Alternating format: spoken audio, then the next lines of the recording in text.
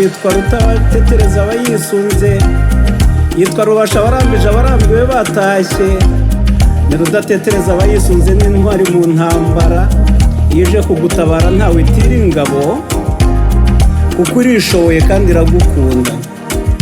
Izaho utuye, izaho utaha, ije kugutabara ntabwo inyura mu nzira zisanzwe zizwi. Yarakuremye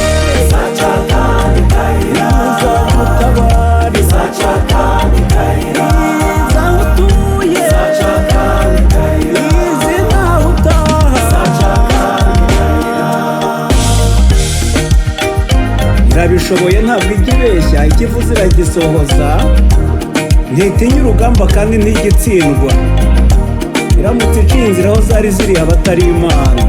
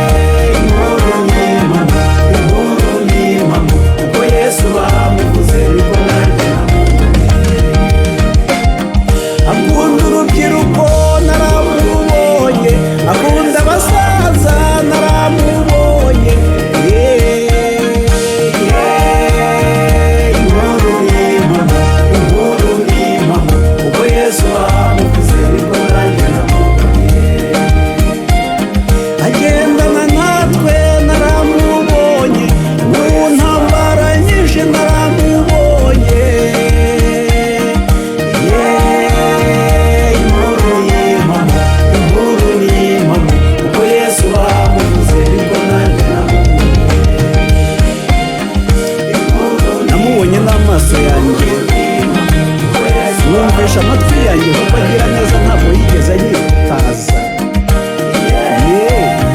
Yagendanye nanjye mu bintu bikomeye, agenda ndengeraho nanyuze hose. N'uyu munsi turacyari kumwe kuko ari igitero ari igitangaza. Kuko Yesu bamuvuze niko nanjye namubonye.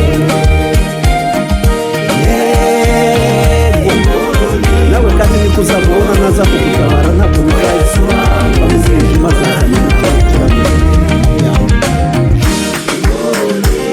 afite ubutware n'ubushobozi ku kintu cyose. Niwe mucyo w'isi, areshwa n'umubiri.